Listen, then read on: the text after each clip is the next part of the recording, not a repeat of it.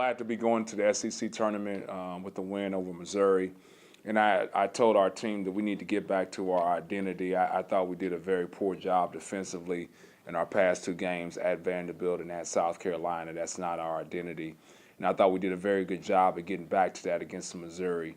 I don't believe they scored on consecutive possessions the whole game, holding them under 50 points. And that's a goal of ours, to make sure we keep people in the 50s defensively. Obviously, we would like to get out of that offensively, but defensively, we'd like to do a steady job on the defensive end. Excuse me. Getting ready for an Auburn team that just got done playing really well against a very good Georgia team.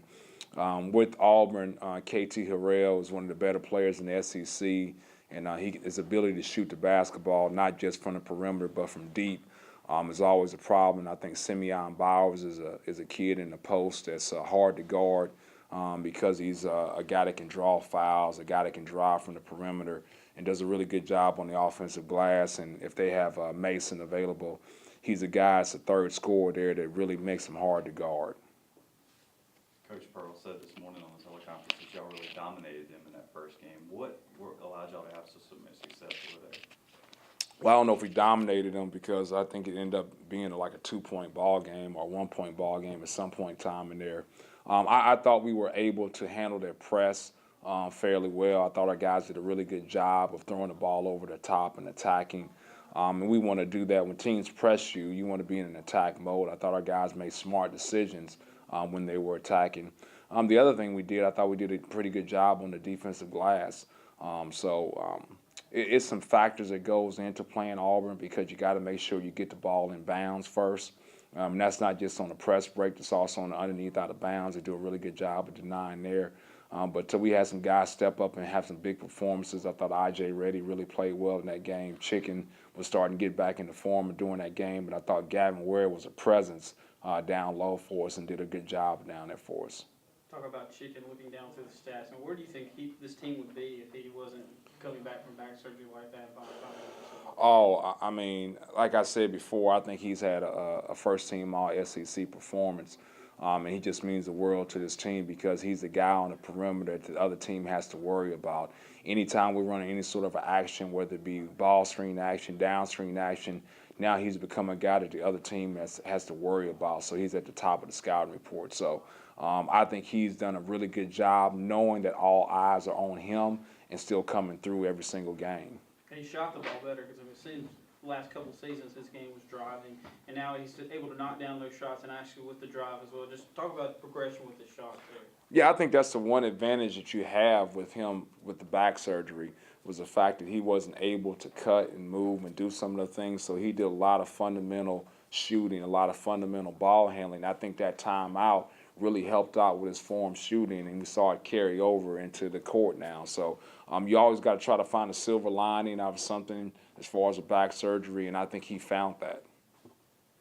Since you've been here the last couple of years, obviously you guys haven't had much success in the regular season, but you guys have seemed to find another level at the SEC tournament. Even when you lost, you guys played well and just kind of lost some gas right there at the end. But that's something you guys can point back to and showing the success they've had in the postseason play. Yeah, I think what you want to see is a progression for us, Paul. We like to get to a situation where we win the first game and now win the second game. And that's showing a progression as far as like where the program is headed and what you're doing. So for us, obviously the first step is we got to beat the Auburn team that's more than capable of beating us. And then if we were able to get past Auburn, trying to find a way to get past that second round game. So to me, that's the progression that we want to talk about. But to me, when you go into the SEC tournament or any tournament, everybody is 0-0.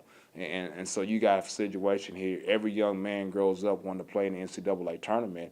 And for us in our situation, the only way to make that dream a reality is to win the SEC tournament. So that should be inspiration enough.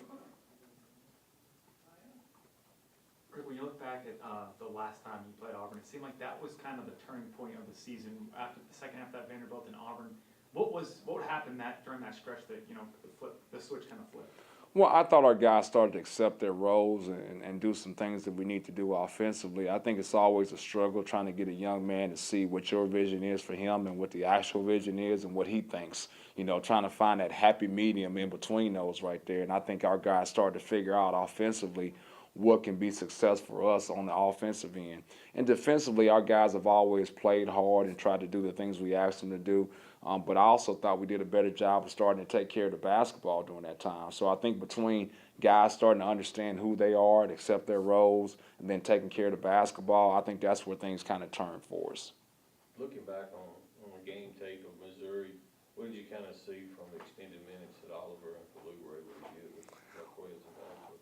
Yeah, I think Oliver and Falou have always been really, really good on the defensive end, except when the shot goes up. I think that's the one thing that they need to focus on is becoming better defensive rebounders because as far as like the way they guard ball screen actions, down screen actions, I think their athleticism is shown through the way they have lateral quickness and lateral movement. So I've never worried about them on that end. To me, where they got to make the progression is getting that defensive rebound to secure the possession, and then on the offensive end, just having the ability to be a threat. And I think Oliver got a finish against the zone against Missouri where I.J. Reddy drove the lane and dumped it down to him, and he finished with a dunk. You know, those are the type of things that you need to see from Falou and from Oliver. I think Falou got the ball on the post in the set play and was able to make a little jump hook. So to me, that's when you start to see the progression of what you want out of Oliver and Falou. And the one thing to keep in mind is they still are freshmen. I know Falou has been in the program for a year, but I think the future is really bright for them because those are the type of kids that are going to work on their game. They're going to work hard. And so for them to get better, they have to work, and I think those guys are willing workers.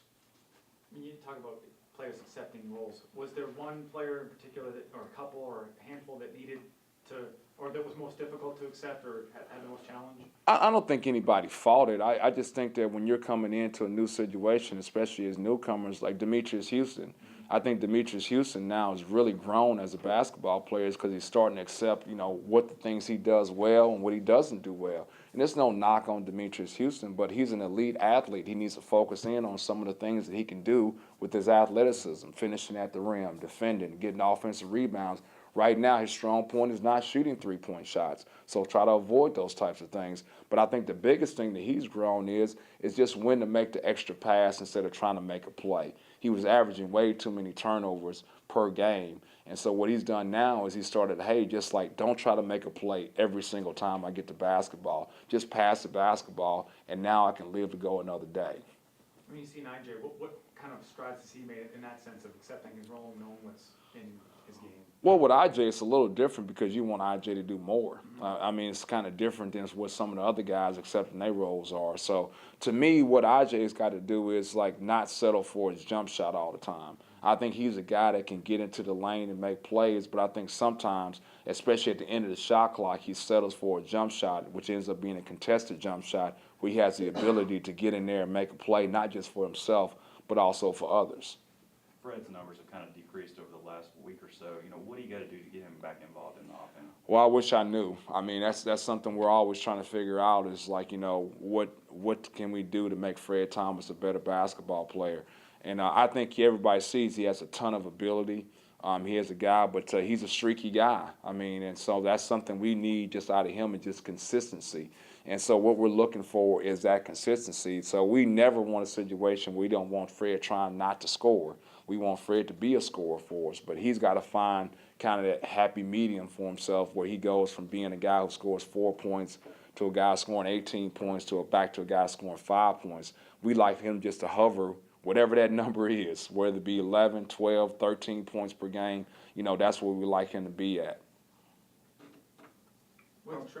With Travis and Demetrius kind of emerging, where does Fred kind of fit into that role? Do you see those three players similar, or are they different, or in playing time that 3 or 4 spot? Well, I think for us it's just finding that third guy. I mean, for us, we know that I.J. Reddy's going to be your point guard and Trevante is going to back him up. We know that Chicken is going to be the 2.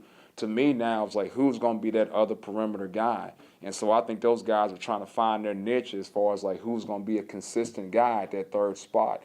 And that's the whole problem, I think, Mike, was like consistency. One day it's Fred, one day it's Travis, one day it's Demetrius. So if anybody wants to step up and be consistent, then they can be that third guy.